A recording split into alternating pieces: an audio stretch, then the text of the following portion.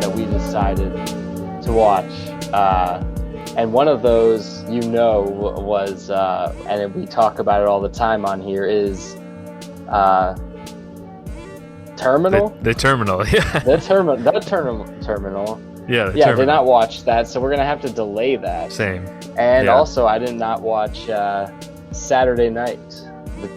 Oh, yeah, I forgot about that one, James Franco documentary. So it was like last night, and I could have watched a movie, but I had to, it was like 10 o'clock p.m., and I chose to do the adult things, which, I folded my laundry, I took the dog out, I took my vitamins, and I floss, and I went to bed because I had to do those adult responsible things, because in the past I would have been like, no, you have time to stay up and watch another movie, maybe 2 more movies, and sleep 6 hours or something before work, and then feel even worse at work. And so I'm trying to have a more efficient lifestyle, and sometimes you gotta cut off the times where you could be watching just another movie. That's why last night I wasn't able to get to one of them. That's very relatable. I feel like Saturday Night, the documentary, if you just put it on one night, sort of when you're winding down, that I feel like you'll just watch the rest of it. I feel like it's one of those a good. That's what we did. I was like, oh, what? I didn't even realize if I was doing chores, and maybe if I folded laundry and flossed in front of Saturday Night. Exactly. Yeah. But that is so relatable, because I'll be like, oh, okay, so it's getting late, and as soon as I go to bed, it's gonna be tomorrow, when I wake up. So I've got a little bit of time here, when the world is asleep, and I'm nobody's waiting for while me everyone at else work. Is asleep, be up watching films. Yeah. It's this is my time to watch this movie that I've been wanting to watch for so long, or my this Letterboxd documentary. will be one up more than this person tomorrow. Yeah, exactly. That mentality. Yeah, and then what happens is I'm so tired, and I start something, and I'm like, oh, why did I start this now? Yeah. So my HBO Max list recently has just so many started and stopped movies, because I would start, and 30 minutes in I would just be like, no, I can't do it. That's a big problem. We could almost do an episode sometime about movies that we've left unfinished, and what we've seen in them so far, or if we actually finished them. Yeah. But I don't know. I do the same thing with video games too. It's all the stuff that like escapism to get me out of thinking about that. As soon as I wake up, I'm gonna have to start working or something. I can play a video game now that the world's asleep. I love just having a having a beer and watching a favorite movie before getting up in the morning, before something you're stressed about, early work. Say you maybe had a long weekend and you haven't worked in a while, so you are not in it. You're not ready for work at all. Yeah. The only thing that can get you ready is just doing it. And you watch something for me it'd be you for this movie is Inside Llewyn Davis, or for me it's been the movie Patterson a lot, and you just do that late night, and you stay up a little later, but I don't know, at least spiritually you feel good going to bed, and the next morning's the next morning, but it's all about dealing with that anxiety of that night. I relate to that a lot. Yeah, I've definitely had some late nights watching Inside Llewyn Davis when I needed it. Yes, it's great too during you don't really have these anymore because you live in California, but in really cold winters, it's really good. When you're just even cold in your house and you're tucked under a blanket.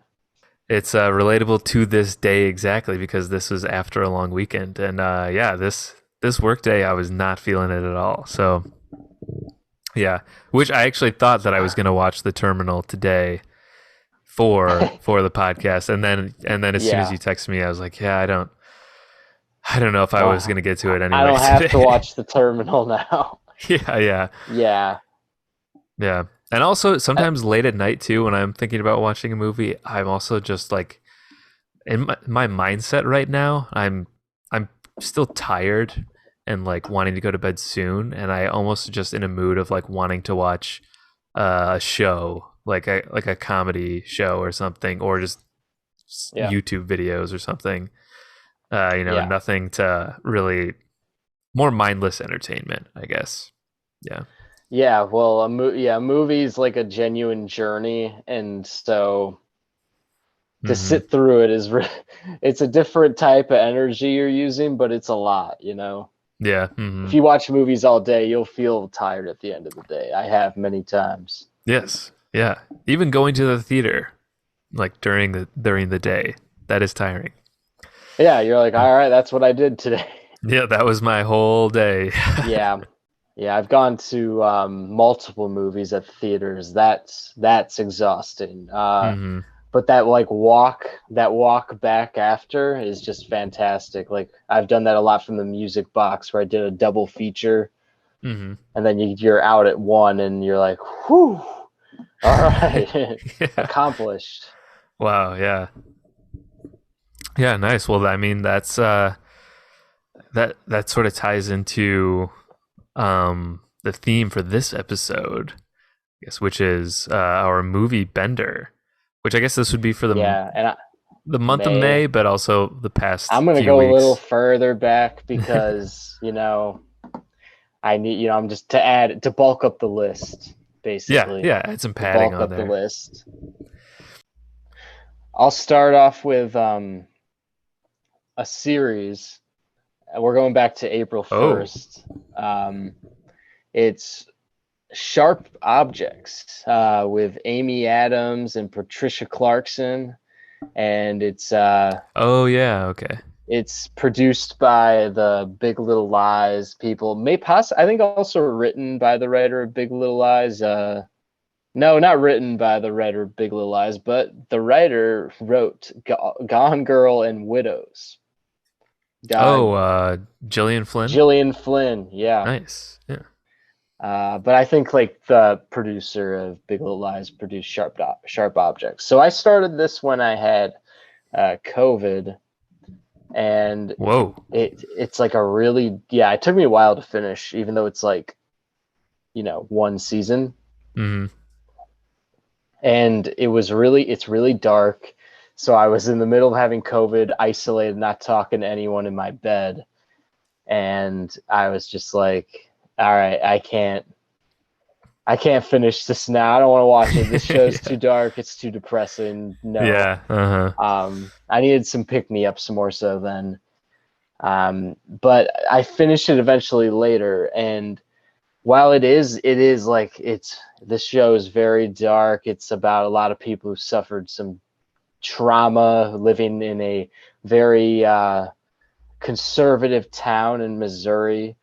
In a town where like people are rich and live on like plantation looking houses, and they drink at all times of the day, and they drink hard liquor and drinking is so mainstream in this show. And Amy Adams plays a character who's just had a very fucked up life, and she drinks all the time in her car.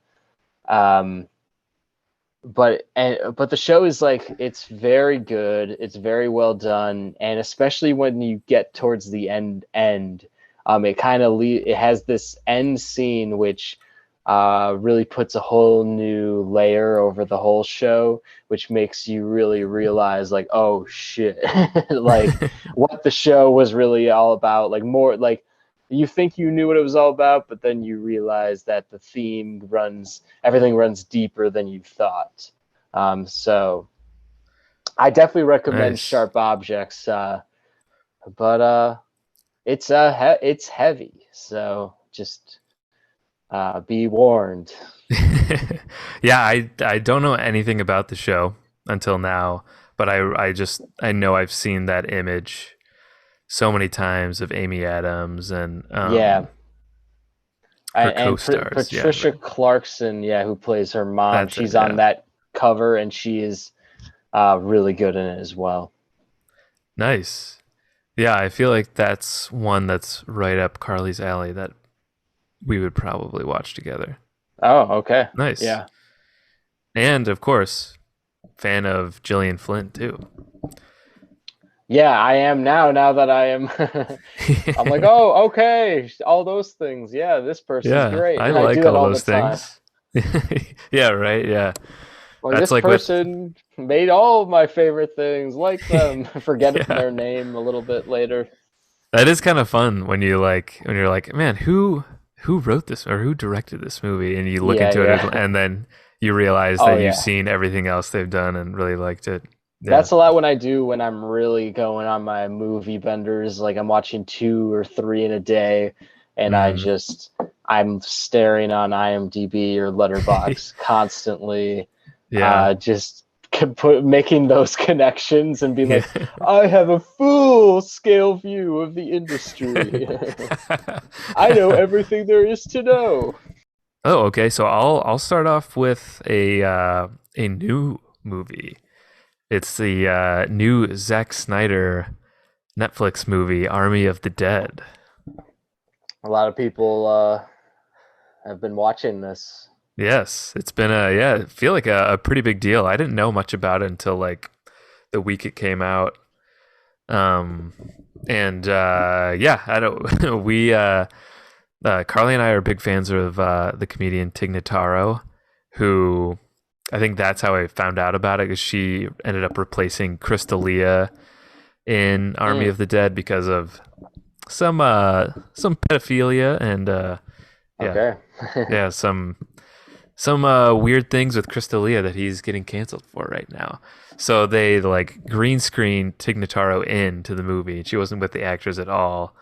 And Wow, that's so weird. Is the whole movie like super CGI anyways? yeah, it totally is. Yeah, like Yeah. they're in Vegas technically, but it's not Vegas. It's just like a desert with Yeah. yeah, green screens and CGI stuff. Yeah. Um but yeah, Army of the Dead wasn't a huge fan of overall. It it did look like it might be one of those like just fun action movies. It's like, people make fun of Zack Snyder all the time, but maybe he's not, maybe he's not that bad. Maybe he makes, interesting movies that, you know, Mm, no matter how much you could critique them, like they're still enjoyable. But yeah, I'd agree with that. yeah. And Army of the Dead initially looked like that to me. Like it um starts out with like this scene of like it's of course it's like a military crew like lugging this thing around. They don't know what it is, and something happens and it gets detached, and the zombie the zombie appears, and then it's like, oh my god, that's what starts it all pretty much. And then it goes through this montage of like Las Vegas being taken over by a zombie apocalypse, and it's like a really good montage. Like you're seeing, I felt weird the way I said montage there, but it's like creatively including all of these notable like Vegas things into a zombie apocalypse, and it's super like colorful and it's all like this casino stuff, which and then just like these showgirl zombies, and it looks really good, and it's also really brutal in the beginning too. So you think like, wow, this is Just gonna be sounds overall really unique. yeah, and it right from there it makes you think like, okay, this is gonna be a crazy big zombie movie that is at least a little bit self-aware, and it's not overly serious or anything. But then as soon as you meet like the characters, it gets a lot more bland. And yeah, I don't want to go into too much, I guess, because I know it's still a new movie, and I can see yeah, that. I can see that. yeah. But I mean, there are some things I like about it. Like there's like this king zombie type person, and I don't know. I kind of like that aspect of there being like one like big alpha uh, zombie character rather than just a huge horde of meaningless zombies that you don't know anything about. Um, so there were some like fun and interesting things about it, but for for what it like marketed to me from not only the poster but like the first 10 minutes is that it was going to be this really like cool looking fun bombastic type of like zombie movie, and then it just it just turned into a little bit of a slog. It's super long too, um and it's just really like so much. Also, I should mention the way it's shot is weird. Zack Snyder um did his own cinematography on this too, which I guess was his first time. Oh, he did a Soderbergh move on this Yeah, one. and I'm gonna do this so you can see what I'm blurring, like my background. Like so much of it looked like this. Like the focus was so weird in some shots because it looked. There were times where I thought it was like a mistake, but it stayed the way it was for so long that you know it was intentionally put in there. And I like there's some shots that it looks to me like, oh, they maybe meant to like focus on this or something instead, because it's just like The focus is so. just off. Yeah, there's scenes where it's like so blurry you can't even see like what's going on, and there's some where it's like so focused on one thing for no reason. Like it'll just be like a character over here, and That's they'll be weird. it was just kind of like, I don't know, kind of messed with I my know what you mind. mean, though. Yeah. As someone who does videography a little, I Yeah. have that problem all the time. But when I watch like a big budget movie, like you never come across that, you know. Yeah, I guess it's just So like the that's crazy. I don't yeah, I don't know what the purpose of And that it's was, funny because because I you're don't just think it looked watching good. this movie and you're not really like enjoying super much, and then you're just like your head, it's driving you crazy because of the focus Yeah. And then not you're being not even right. thinking about the movie anymore. You're not even thinking about like the storyline. You're just thinking about like those things. Yeah, And there's some like some major like plot holes too that are, it's like part of me is like who cares? Like I don't care. But then also that's all I can focus on then, instead of just like what actually happened. Because like in the ending, it's very like profound, but then at the same time, all I'm thinking about is the things they didn't address in the end, and just like just let slide. So I don't know. I think it's still worth watching this year, right. um, but yeah, I had higher expectations than I thought I would for it, but yeah, it didn't meet those. It sounds pretty ridiculous. Yeah. Hey, I mean, still got me to watch it. Yeah, no, I want to watch it now. All right, so my next movie is it's a Dennis Dugan film. Oh, Denny Dukes. Yeah. I I finally decided. So I'm not really sure whether I've seen this movie or not before. And when I watched it, I think I realized, all right, I've seen parts of this movie before. Um, at least, so I thought like what I thought I was watching, I was like, oh, I have to see this for I finally just got to knock this off, you know. And so I watched. I now pronounce you Chuck and Larry. Oh, yeah. Yep, I and have I, seen that. which is like a comedy that was made when we were like in seventh grade, and it's just the perfect comedy for our era. No, not Oh, really, yeah. but Totally. it's a It's the comedy of our era. And it was, I would see the trailer when I was a kid. I'm like, wow, I gotta see that. It looks amazing. yeah. Oh, um yeah, I definitely loved this in 2007. I don't think so. I think I only saw like, the end like parts, like the climax, if you can call it that, on TV when I was in Mhm. high school or something. So I still really never saw this full movie. But I think whatever I probably if I ever watched it on TV, parts of it on TV, I probably liked it. because I was in high school and I was a moron because I watched this movie last month, and this movie is just awful in like every way. And I've definitely like one of the lower tier Adam Sandler movies. And it's just so like dated in its approach of homosexuality, and it is such a straight man like comedy and nod, and just it's ridiculous. And I know like Adam Sandler and Kevin James don't mean any of this stuff. Like they're just trying to make a fun movie together and goof around and shit.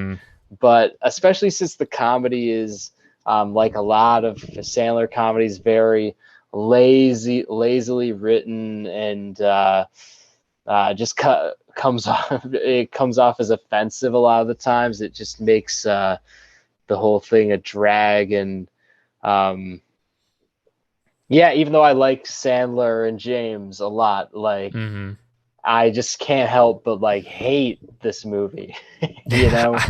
Yeah. This is one I probably haven't seen maybe since high school or college. Yeah. So I know when I revisit it, it's going to be really bad. But the things that really stick out to me is, just the homophobia in general. But also Rob Schneider's character, I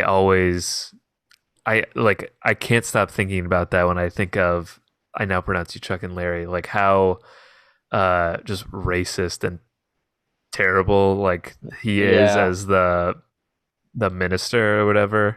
That along with just the whole premise in general is so obliviously and outdated.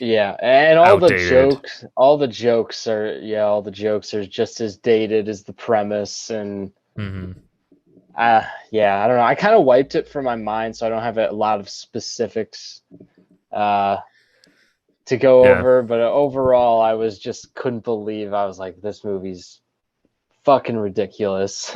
Yeah. And I thought if anyone likes it, then they've got problems. They're a seventh grader in 2007. Those are the people I like. Yeah. But even that Jessica Biel scene with Adam Sandler is so ridiculously stupid too, and they exploited her so much for the overall marketing of this movie. Like I remember seeing that scene in the trailer, and in a way they're like acting like it's a joke, but it's not really. It's just I don't know, it's like to sell, it's like to make money in a way. There's a lot of problematic things with that movie. I probably should revisit that.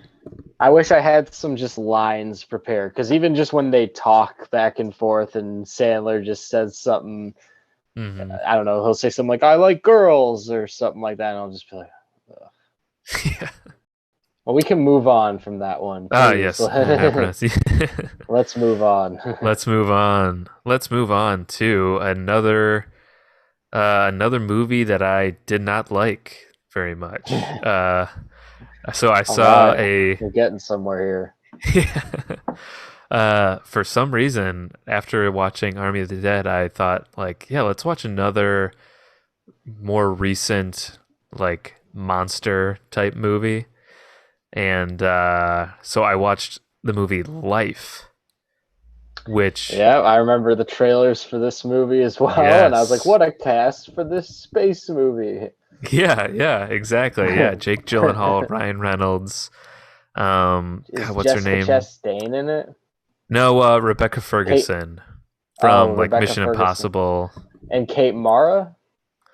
I think I'm getting not Kate Mara. That might be another space movie. Random actors. I clearly don't know the cast. Those are the three. Those are the three big names: Gyllenhaal, Ryan Reynolds, and Rebecca Ferguson. And it's written by the same guys who wrote Zombieland, and Deadpool. Oh. So the weird thing about Life is that it's blatantly like trying to be like Alien. It's just like I feel like it knows that everybody knows that, but it's trying to like do its own version of Alien in a way that it's just not as interesting. And the weird thing is too, so it was written by the guys who wrote the Deadpool movies and Zombieland. So there's such a weird dynamic between Ryan Reynolds and everybody else because Ryan Reynolds is playing like his like, you know, Ryan Reynolds like one-liner comedy guy that's in Deadpool, and or like Ryan Reynolds is always kind of like nowadays he's always like doing that same kind of like uh tired comedy that is all throughout Deadpool, and he's basically doing like a character like that in this movie where everyone else is super serious, and it just doesn't mesh well at all. I should have written down some of his quotes, but it's like so weird because everybody is so like boring and plain. Even include I like Rebecca Ferguson and Jake Gyllenhaal, but their characters are just meaningless. And then for some reason Ryan Reynolds is also here cracking jokes constantly. It's just so it just doesn't fit at all. They needed to have like a happy medium with all of that. But yeah, I mean you've seen the trailer, everybody's seen the trailer. They discover that little creature that's extraterrestrial life, and then things go batshit crazy, and the creature, basically takes over their ship and is taking out people, just like Alien. He gets, the creature goes like, or the alien, whatever, goes in the vents at one point too, just sort of like Alien, and they're not sure where it is. It's all sort of like the same beats, but just way less of interesting characters, and the alien wasn't even, it was like a creepy looking thing, but I feel like they tried to make like a more like realistic looking alien than, something like, what is Xenomorph or whatever they're called. Yeah, Xenomorph. Yeah. But it's just, even if they would maybe be more like scientifically accurate, it doesn't make it a better movie. Like it almost, it made it worse. I'd rather have something be a little more over the top rather than just some like weird octopus like amoeba creature. But Right. yeah, I would not recommend watching this movie unless you're really really curious about it. But yeah, So a waste of time, huh? waste of time. Thankfully, I don't think I would have done this if it were longer than 2 hours, but it was only an hour and a half. So All right, there you go. that's better. Yeah. And what a like basic name, the most basic movie name ever. Life. Yeah.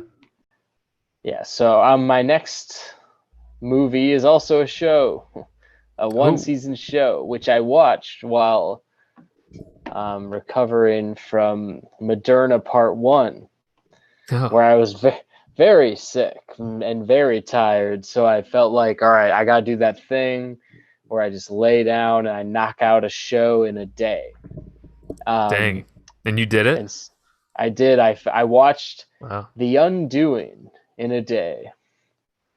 Dang, this is another show I don't know anything about, but I've seen it's on HBO Max. It's an HBO Max show. It's got Nicole Kidman and Hugh Grant in it, and it is produced by. So I think I'm mixing up Sharp Objects and The Undoing because it's produced by David E. Kelly, who produced Big Little Lies. Oh, okay. So. Yeah, and I believe he wrote Big Little Lies. David E. Kelly. No, he didn't write Big Little Lies either. Damn it. I keep mixing all these up. Oh, yeah, I see his name. I see his name with Big Little Lies. Yeah, he created Big Little Lies. Is he a writer or is he just a producer? All right, well, maybe it's because I'm looking at the Letterboxd thing. This is why when I'm podcasting, I got to use IMDb. I'm on Wikipedia right now. Oh, okay.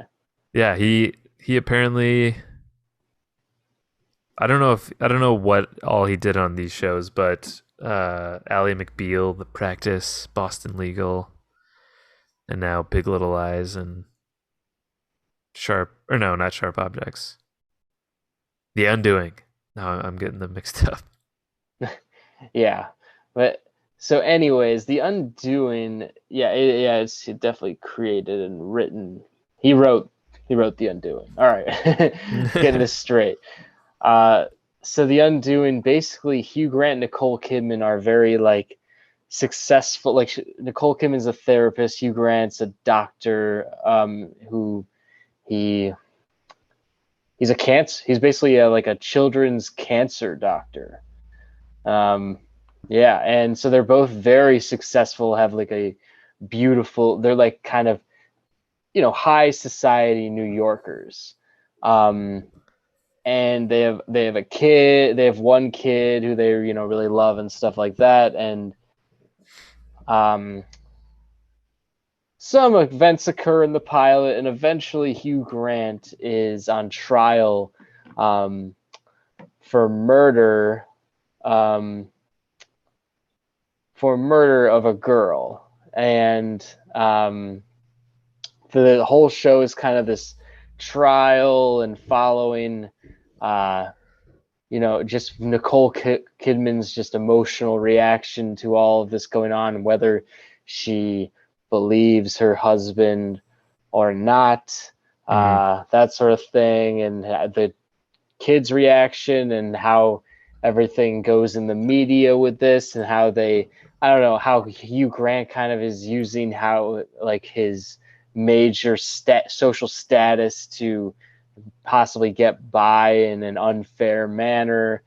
And like the theme of the show, like the first, one of the first in the pilot, there's a scene where Nicole Kidman's talking to a couple, is doing marriage counseling, and she's basically goes over just this idea that couples are willing to overlook certain things about their spouse in order to maintain like a healthy, relationship, and keep it going and that sort of thing, and how like something could be so obvious, but you've been like psychologically like putting that to the back of your mind for years and years, and then it kind of that same like thesis is applied to like Nicole and her husband, to Hugh Grant throughout the show. So that, I don't know, that whole thing is very interesting.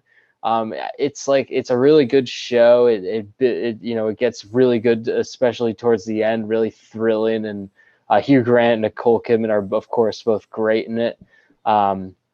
It's not like the most addictive show necessarily, but you can binge it easily. And the main reason I was able to was because of the COVID shot. So, I don't know if you didn't have a COVID shot, I would say maybe you wouldn't watch it in a day.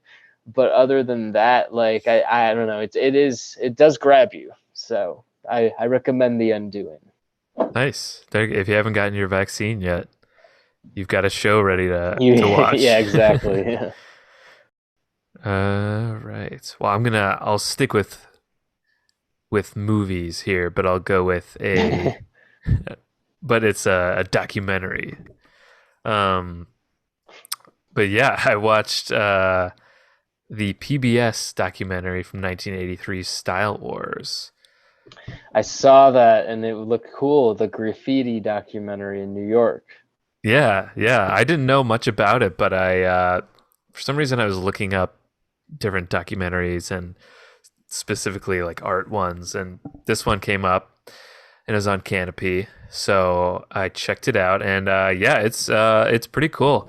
It's all about graffiti artists in New York in the late 70s and early 80s, and it's got a ton of great music in it, and just like like, this is gonna sound so out of character for me because I don't typically say stuff like this in my like daily life, but I was like vibing with it, It was a vibe.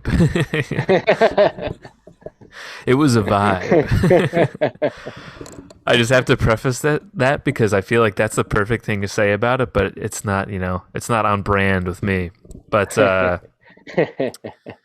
yeah, it's just like a really good hangout movie, because it's all about, I mean, it's about graffiti in New York I and everything, love the but hangout, like just vibe documentaries. just good music throughout it. Like it takes Yeah. its time too. It's just like, hey, let's just listen to music for a couple minutes What and was watch that these one? trains That go by. Lovers Rock Steve McQueen thing? That too. That's a Yeah, vibe. that's a vibe. Yeah, there we go. Yeah, it's all about like graffiti on trains and everything, but Yeah. also it goes into just like the general like counterculture of the time of like hip hop and breakdancing.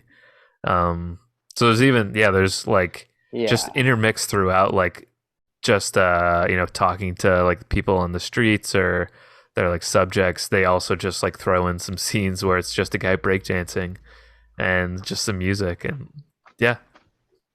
I feel like that was a big era too for like New York as just an art scene too. So, Totally, yeah. and just giving off that hipster feel to it and stuff. So yeah, I actually really want to watch this one now. Where did you watch it? I saw it on Canopy. I think it's on Amazon Prime too, though. Yeah, I'm on Letterboxd now, and it looks like it's on Prime. But yeah, I definitely would. You know what else is a vibe is D.A. Pennebaker documentaries, and Yeah. I would almost call it similar to that, just in the sense of like Yes. he like lets people talk. Like he's not like Yes. interviewing them or something. He's just like, yeah, just like there's Well, yeah, and also like the scope of the documentary isn't as big. It's just about like one thing happening in front of you, and you watch that throughout the whole time. Yeah, and there's some real like characters in this too. It's like great scenes with this one kid and his mom, like knows he does it, and he says like it's like 2 a.m. and he tells his mom, he's like, yeah, we're gonna go tag this train or whatever, and but she doesn't want him to like get in. She just wants to know if she needs to like pick him up. So it's like this, if he gets like in trouble with the cops. So it's basically like this like dynamic with a mother and son where she knows he's doing something illegal, but she just like lets it slide, and then like knows when to like handle things if he gets in trouble. Right. And also like, I mean, all of like the artists and everything they talk to are all characters, but it's great that they talk to all these like old white people that hate graffiti, and they're talking about, they're like romanticizing the trains as if like they're just like these ugly metal tubes going down a rail in New York, and they're like talking about how much they ruined that, and it's like, this is taxpayers' money. We want to know that they're safe. People want to know that they're safe when they go on public transport, and they don't have to see this stuff. It's not art. You might see it as art, but it's not art. And just like really wacky old white people characters that just like hate graffiti. So yeah, I mean, it's it definitely is like a little piece of like the early 80s to like just look into something very specific that was going on in New York. Nice. So yeah, that's Style Wars. Yeah, I gotta check that out. It's probably on like one of those big documentary lists, like best documentaries you gotta check out. So should we talk about Barry Lyndon now? Yeah, let's do it. Our crossover. Yeah, so we're supposed to have 3, but now we have 1.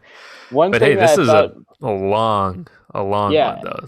And one thing I thought that was funny is that the 2 I decided to watch like for myself, I did not watch. They're both like more reasonable lengths and not as ambitious. And the one you chose that was the most ambitious and the longest, I watched. Like I watched like over a week ago. Yeah, you watched it before I did, I think. Yeah, because I got into one of those days where I was like, I was like trying to be productive with not just with my day, but with my night. So I was like, oh, I'm gonna watch cinema now. Yeah. Dive into some real cinema. and even Yeah. and as douchey, as that is in a way, and when you go into a Stanley Kubrick movie with that mentality, and you've had like a few cups of coffee, it doesn't really disappoint. Yeah.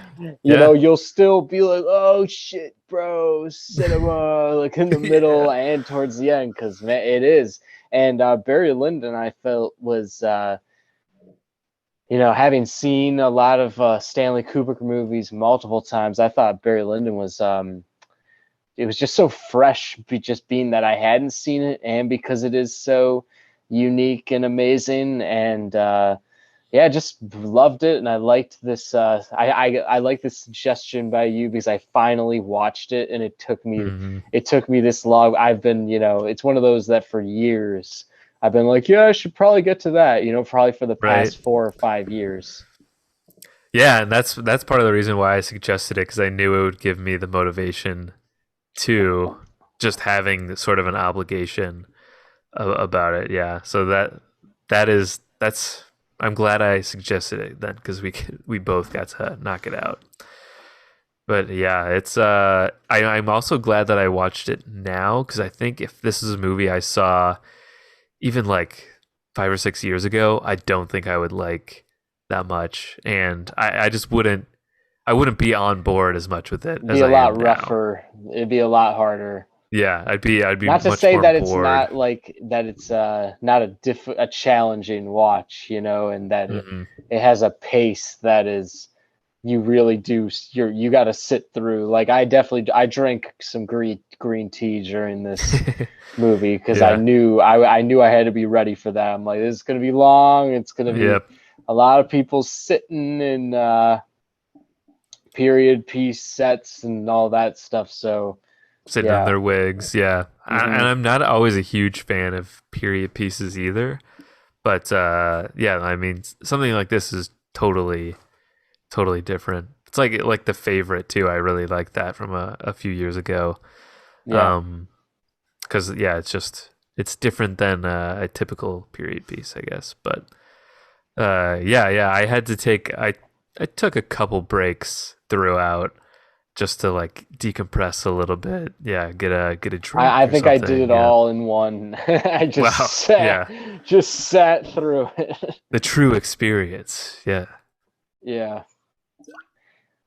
Yeah, it's just one of those I feel like you gotta see, and yeah, yeah, Yeah. glad I finally did.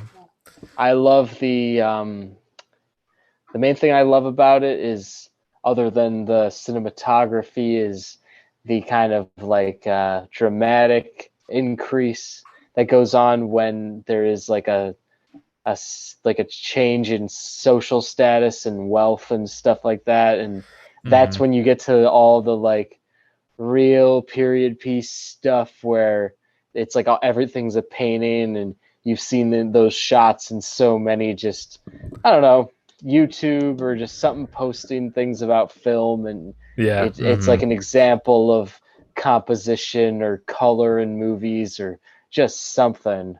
um Yeah. and I was looking up all like the different, I guess, influences for certain shots, based on paintings and stuff. Yeah, and especially And, being able to now follow the narrative, like the context for those shots gives them like, even though this movie is like so incredibly subtle, I think that it gives each shot its own proper emotion, since we know what like the main character is going through. And I don't know, just the weird atmosphere that's created with just like, there's like shots of just like one character doing something on a table. I don't know what they're doing, like, but and there's like 20 to 30 people just like staring behind, and all in sync, just looking left and right at what they're doing. It's just I don't know, so interesting and so weird and crazy to watch. And it just creates that something so amazing that is only like Stanley Kubrick Except it's more like, I don't know, downplayed and low key and subtle this time, and Mm-hmm. and not so in your face as much as like, I don't know, like The Shining and A Clockwork Orange. So I found it such a unique Kubrick in that way, and so like just because of that, it's like high on my Kubrick canon because it's so fresh and new. Yeah. Yeah. Yeah, totally. And it still feels very much like a Kubrick movie. Yeah, Yeah. and it's in that era where he's in his prime too, and he's kind of doing similar things, just making very, like every 10 years he makes another really ambitious epic thing that's very scary and shit and Mm-hmm. fucked Yeah. up about humanity. And this is in the middle of that era, but it's not as much that. Even though there are those shootouts, there's all those shootout scenes. Mm-hmm. It's I don't know, it's still like I said, it's like very melancholy and low key, and just Totally. a lot Yeah. about composition and just subtle acting, and yeah. Yeah. Yeah. And I really loved all like the, I don't know, the quirky things with, Yeah, a lot there's of a the lot main of characters quirky too. funny Yeah. moments too. Yeah. Definitely one that Yeah. needs to be watched like a few times, and then you'll finally be like, all right, I get everything. Yeah. Yeah. There's still just a lot to take in general. It is. It's so Yeah. it's yeah. It's an ambitious thing to watch. Yeah. Yeah. There's definitely, yeah, I know I could think of 10 new things that I didn't realize from the first time I watched it if I watched it again. I also love the poster for Barry Lyndon, like that Yeah, cover. yeah. Like that's a really like iconic um, movie poster. And I was gonna look into Juno and Bourdieu, some French guys, because it looks like a Saul Bass movie poster. But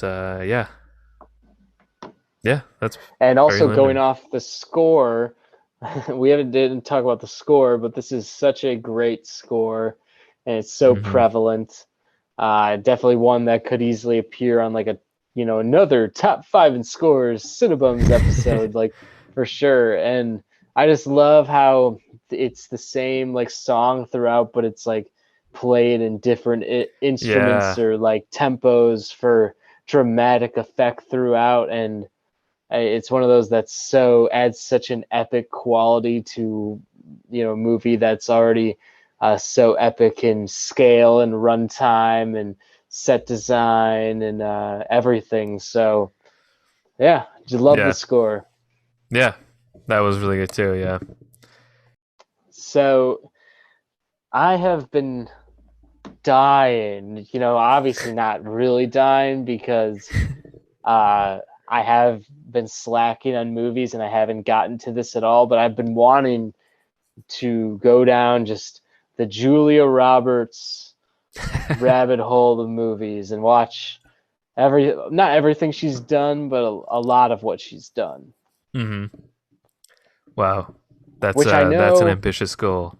which I know is like it's like a weird thing to do because they're like rom-coms, and like a lot of them are rom-coms that people just with different, I don't know, different Yeah. brains, different types of people watched those in the 90s and Hmm. really really got into them. And I'm pretty sure one of those is one I watched. The first one, Notting Hill. Uh, hey, bringing Hugh Grant back to the party. Hugh Oh. Grant is in this movie. Um, and so, yeah, I start off my Julia Roberts journey with Notting Hill in 1999, a Ah, rom-com from yes. 1999. That, And, that'll and it was take us one of those back. where I started it at like, I don't know, like 10 p.m. And yeah, like I just didn't realize, like I was like, yeah, I'm watching a movie. Let's watch that. And I started and I realized, oh yeah, I'm watching like one of these kinds of Yeah. movies. Uh-huh. It's like weird. Not to say that there's not like things that I liked in this movie, but it's very like it's just super rom-com. Mm-hmm. It's super rom-com, and uh, so and it's not like one of those low quality garbage ones like say like Spanglish or something like that. Or to a lot of people, How Do You Know? Like so the James Mm-hmm. Brooks ones. Yeah. But I think but it like the overall I don't know message this movie is going for, like it's kind of a lot about the fact that Julia Roberts plays a famous actress. I mean, Hmm. and um which of course she's perfect to do. Yeah. And and then Hugh Grant just like they meets her and falls in love, and it's all about like um not necessarily like him just falling now into this world of Hollywood, and how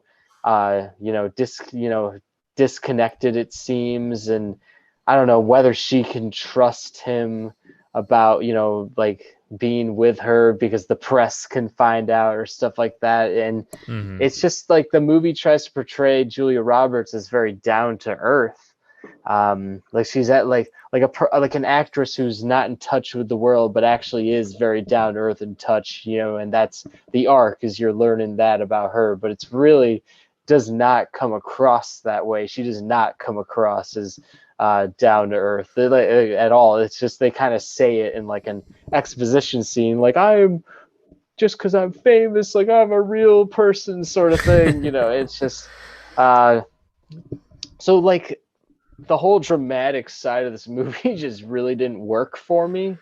Uh-huh.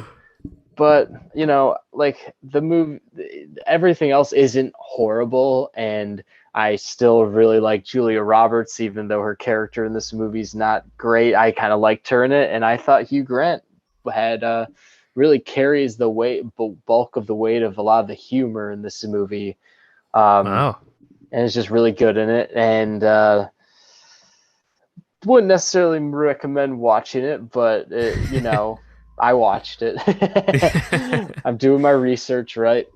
And also the movie kind of bookends with like these like montages of Julia Roberts like just on the red carpet and like just being just kind of showing off her fame. But it's like, actually I don't know, I actually thought it was just really cool, and like the music is really cool, and I think a lot of people might see it as a corny thing, but I don't know, I thought it was cool. I thought it was very auteur like those the Uh, opening of it, even though what follows isn't necessarily. nice. Yeah. What's next on your watch list then for the Julie So Roberts? I don't know. It could be a number of things, John. One of them could be the Pelican Brief with Denzel Washington. Oh, Another one it could be Mystic. I think Mystic Pizza, Pizza. Mystic Yeah, Mystic Pizza, which is Pizza. always pops up on Netflix. Yeah. Um, yeah, there's a There's a lot of Runaway others. Bride, Yeah, there's Runaway Bride, which and is also Pretty on Woman. Netflix, and yeah, Pretty Woman. So it's probably Yeah. going to be a weird time, Wow. but a time I think it's something I got to experience Yeah, the world is your oyster. Yeah. while I'm still, young, right? Yeah, while we still have Julia Roberts here. Yeah. Right. Cool. Nice. Notting Hill. Yeah, I haven't seen Notting Hill. I've heard good things about it from like the people you'd expect to hear good things about it. Yeah. I can Like see like why it'd the be like a audience for it. huge, like I felt while watching, like this was like huge at the time. You could just Yeah. tell. Like I don't know about you, but there's definitely like my mom and other moms who just love Hugh Grant because of like these Yeah. rom-coms from this time. Yeah. Yeah. I was almost so like there was a point while I was watching where my mom like came down to go grab some laundry or something like that, and I was almost embarrassed. Like I did not want her to see me watching this, because I just figured like on one glance she must be able to recognize what it is. Oh yeah, totally. Yeah. Well, nice. Notting Hill. All right, my next one is the movie Sorcerer. by William The Friedkin. Frinken. Yeah, I saw Yes. you watch this, and I've heard great things about it. It's one I've also been trying to watch for a while. Me too. Yeah, I've only seen and heard like amazing things about this movie. Yeah, not just like that it's good, but that it's amazing. And yeah, I loved it. It's let's see, what else besides The Exorcist had Friedkin done? French Connection. That's right. French Connection, yeah. And I Yeah. think So this is I. his third big one. Like, not like in order, but just Mhm. one of the three big ones. Yeah, this was I didn't realize that he had done all three of these until I watched this one. But yeah, no, I really love all of Friedkin's movies now, but this one in particular, and it's so incredibly tense throughout, and something. Well, I didn't know anything about it, so I'll give a little bit of like backstory. But it's four men from different parts of the globe, all are hiding from their pasts in the same remote South American town, and they agree to risk their lives transporting gallons of unstable nitroglycerin across dangerous jungle.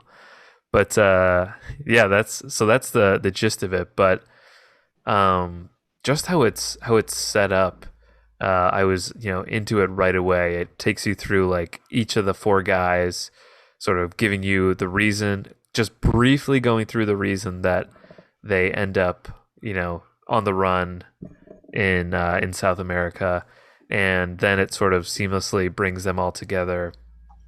And it's the second half of this movie. There are so many scenes where there's next to nothing in like dialogue wise, like it's all just there's a I guess the big famous scene that's like on the cover too is them driving a truck across this like um what's it called? This bridge, this drawstring bridge, yeah, and it's so incredibly tense throughout it, and there's no dialogue, and I feel like almost 20 minutes goes by without anyone saying anything, but that's like, yeah, that's what's so great about it, and yeah, I also don't want to say too much about this one too, because It's got some spoilers.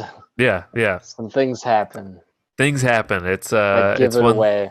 it's one that I was glad I didn't know too much about it before I watched.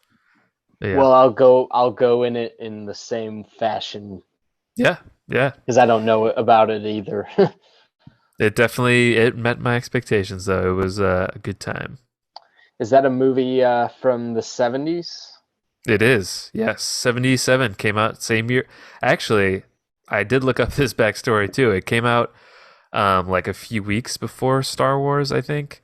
It could be a few weeks or before or after, and it just bombed at the box office because all the Star buzz Wars just was came about in. Star Wars. Yeah. And yeah, I think that's part of the reason. I think there were some other reasons too, but part of the reason it really got overshadowed and just like not really talked about much is because mainly because of Star Wars. So it was almost seen as like a flop just because it was so dwarfed by one of the biggest movies of all time. So yeah, I think that's why it hasn't gotten as much like talk, I guess. But I feel like I was reading up about it a little bit, and it's starting to get like a reemergence because um a resurgence because yeah, people are discovering it now for the first time. So yeah, it's a good one. Roy Schneider is the lead in it too. Oh shit, that too. hmm He's the only one I I've been meaning recognized, but to yeah. rewatch The French Connection because I've heard that's just like I can rewatch great. Yeah, I forget he's in French Connection too. Yeah. Um yeah, he was great in it. The other guys didn't really know, but yeah, it's yeah, just a really good movie, just a good experience. Yeah.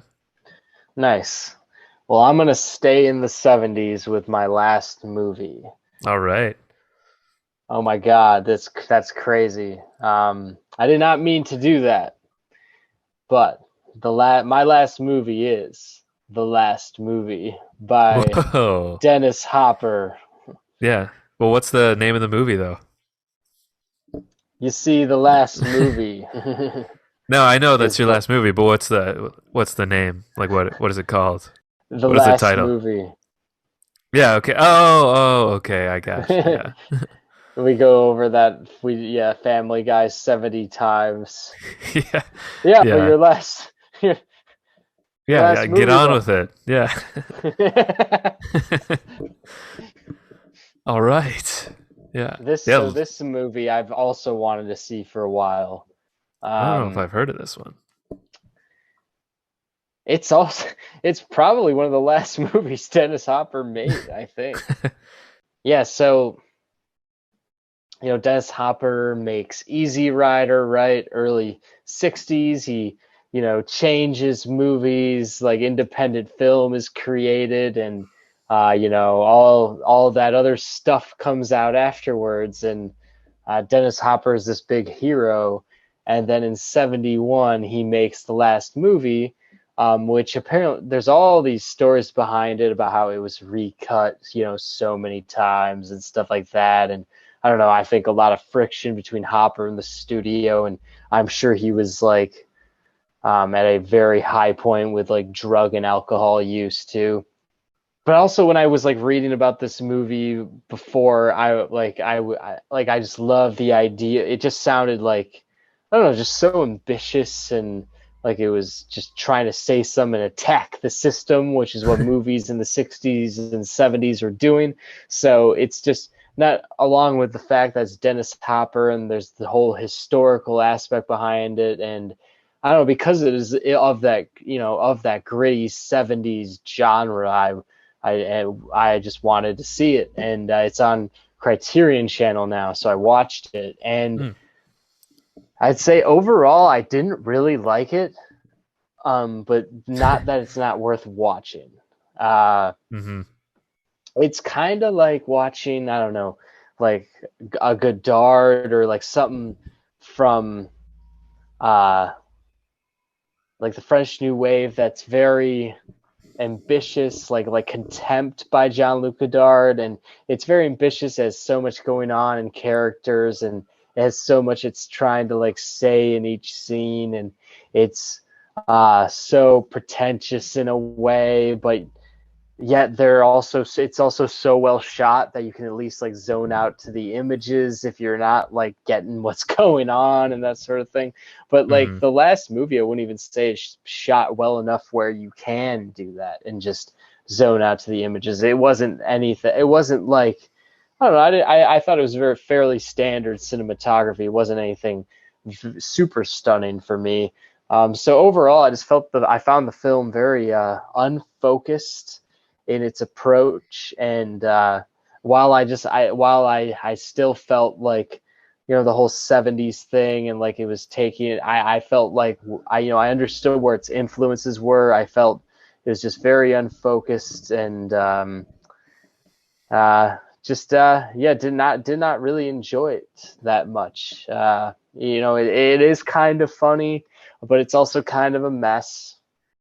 I think it also kind of it came out at a like a change in the industry too, where different owners started owning the studios, and it was like right before, like, the movie brats kind of lost control of Hollywood. They were Mm-hmm. all of a sudden back in the hands of the studios, and then Coppola and Lucas, both start the Lucasfilm and Zoetrope and go to San Francisco and that sort of thing. Like, just the fact that this movie came out like right before that, I don't know, it's just very creepy history, it just like Mm-hmm. aligns very well. And I think Dennis Hopper is one of the last movies that, like, after that, like, I don't think he was able, after this, I don't think he was able to direct again. He just did not, it ruined his reputation as a director, and